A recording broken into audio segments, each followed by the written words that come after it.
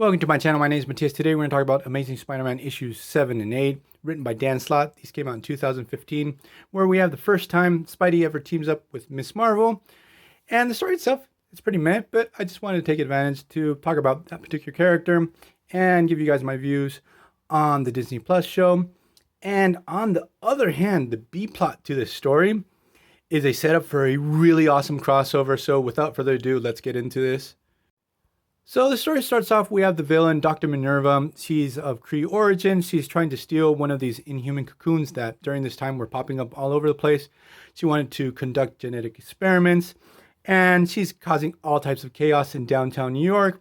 This obviously is going to call attention to Spider-Man.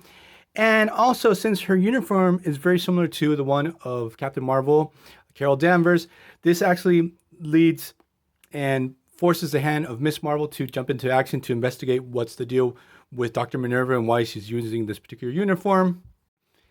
And Miss Marvel is a character, she's okay. I do like the whole angle that they go for with representation, her background, her heritage. I feel like there's a lot of potential for really good stories if they dig into that. And I do find it a little tedious, the whole thing when she fanboys out each time she meets a new hero. She's pretty established by now, so I really hope they don't still go for that every time she meets a new character. Now, for the Miss Marvel Disney Plus show, I have to say the first two episodes I thought were fantastic. I loved how creative they got with the presentation of the show itself. There was a lot of potential for having a really great story, but as it progressed, it got really bad. I understood I wasn't the target demographic for that show, but even the special effects were really terrible. It just wasn't my cup of tea. I hope if it gets a second season, they would do a better job with it. So that's all I have to say about that. So let's get back to the Spidey story. So obviously we're going to get the whole situation where while this battle is going on, Miss Marvel meets Spider-Man for the first time. She fanboys out. She really doesn't want to mess up in this whole situation trying to take down Dr. Minerva, who again was trying to steal this inhuman cocoon. And somehow during this battle, Dr. Minerva turns into this giant winged monster. And how they actually defeat her, it's interesting, but it also feels like the writer just wanted to end the story. So Miss Marvel is like a super fanatic of Captain Marvel, Carol Danvers, and she knows a lot about Kree culture. And she realizes Minerva's henchmen are humans. So she thinks that what she's doing on Earth is not a sanctioned mission for the Kree government.